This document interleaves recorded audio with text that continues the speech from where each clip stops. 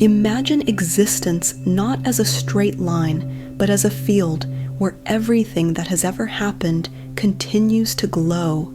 Each moment remains present, not as memory alone, but as something woven into the structure of what is still unfolding. Nothing stands apart. Every experience leans against another. Every decision touches something before it and something after it. What appears isolated is rarely so. A single choice may feel contained in one afternoon or one year, yet its influence stretches quietly beyond that frame. This is the principle often described as connection, not as a mystical claim, but as an observation of how continuity behaves. Lives do not move in fragments. They move as chains of cause and response, attention and reaction. Large events draw attention because their impact is visible, but the smaller moments carry weight as well. Repeated habits, overlooked kindnesses, routine responsibilities all shape direction over time. Together, they form a narrative that does not announce itself while it is being written. It simply accumulates. To recognize this is not to assign pressure to every action, but to acknowledge that nothing is wasted. Everything contributes to the larger pattern that becomes a life. From this understanding comes a quieter responsibility. If everything connects, then focus becomes decisive. Attention is not infinite, and it does not divide cleanly. When it is scattered, effort weakens. When it is directed, momentum gathers. This is less about discipline and more about alignment.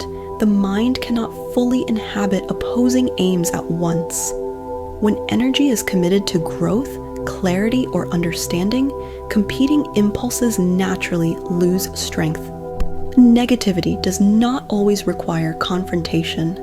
Often it dissolves when it is no longer fed. Focus acts like orientation rather than force.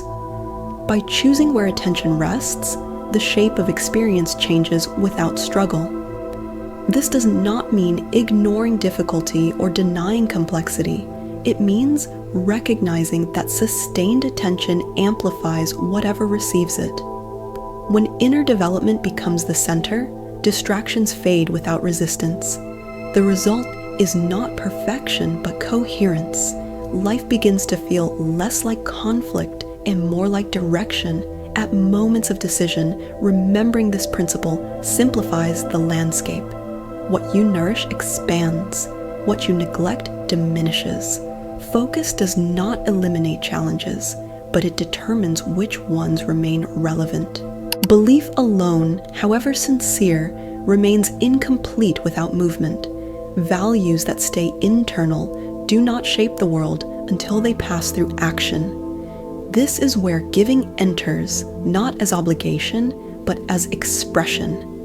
What is held inside seeks a way outward. Kindness unexpressed is potential without impact.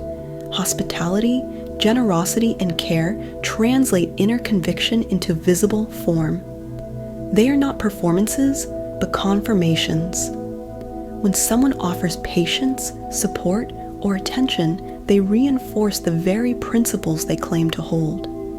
This outward motion creates feedback. Actions influence environment, and environment responds. What is given does not disappear, it circulates. The return may not mirror the original gesture, but the exchange continues. This is less a promise of reward and more a description of interaction. Energy expressed enters a shared space and alters it. Over time, these alterations shape relationships, communities, and self-perception. Giving clarifies belief by testing it in reality.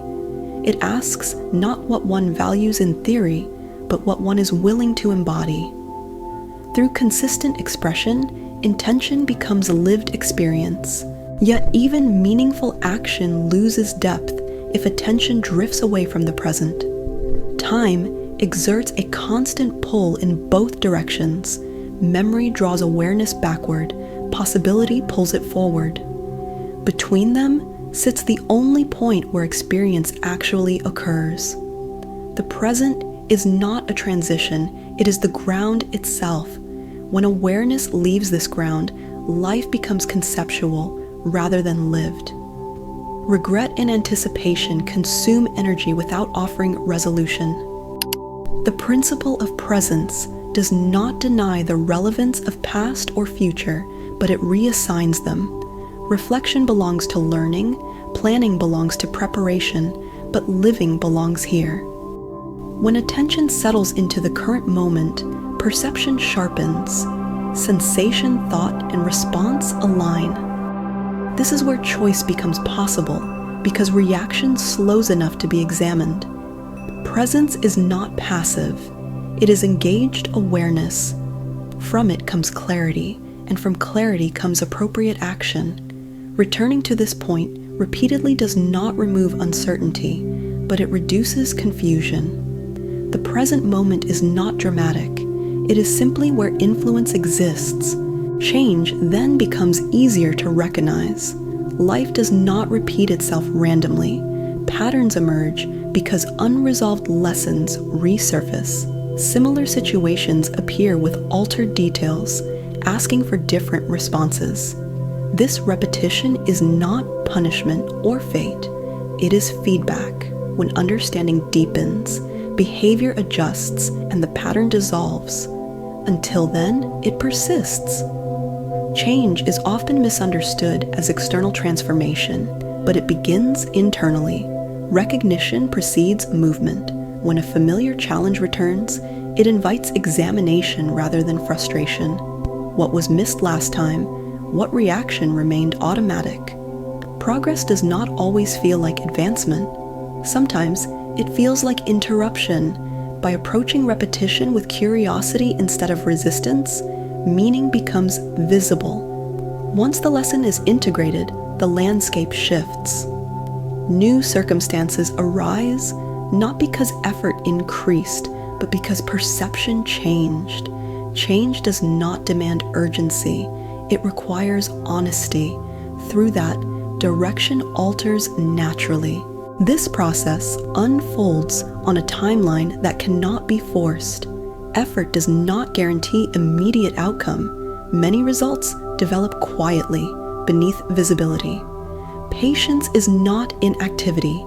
It is sustained commitment without demand for instant confirmation. Work done consistently accumulates, even when evidence lags. This delay is often misread as failure, but it is more accurately gestation. Outcomes that endure tend to require time because they integrate fully. Quick results often lack foundation. The principle of patience recognizes that timing operates independently of desire. Persistence aligns effort with opportunity when conditions mature. Trust here does not mean certainty of form, but confidence in process. Doubt may appear, but it does not invalidate movement. Each step taken with intention contributes, regardless of immediate feedback. When results arrive, they carry the weight of preparation. Reward then reflects not only success, but endurance. Patience transforms effort into something stable, capable of lasting beyond the moment it appears. Through all of this runs significance. No action exists in isolation. Influence extends beyond scale. A single response can alter a trajectory, not just for one person, but for many. This does not require visibility. Small gestures often travel further than recognized. Inspiration operates quietly, passed through example rather than instruction. When someone acts with integrity or care, it signals possibility. Others adjust unconsciously. These shifts accumulate. Meaning emerges not from magnitude, but from alignment between intention and action. Doubt often arises from comparison, but comparison misunderstands impact. Contribution does not require prominence. It requires sincerity. When actions reflect considered values, they resonate. The effect may be delayed or indirect, but it exists. Significance is not assigned by recognition. It is inherent in participation. To act thoughtfully is to influence the field of interaction shared by all. Taken together, these principles do not promise control or certainty. They describe relationship. Connection explains continuity. Focus clarifies direction. Giving externalizes belief. Presence anchors awareness. Change reveals understanding. Patience sustains effort. Significance affirms contribution. None operate in isolation, and none demand perfection. They function as observations rather than rules. Applying them is less about mastery and more about attentiveness. Life continues to unfold regardless, but engagement alters the experience of that unfolding. By noticing how actions connect, where attention rests, how values express themselves, and how time is inhabited, participation deepens. The result is not a transformed world overnight, but a life that feels coherent rather than fragmented. Influence flows outward naturally. What is offered returns in unexpected forms. The echo is not immediate, but it is consistent. In this way, existence responds not to force, but to alignment.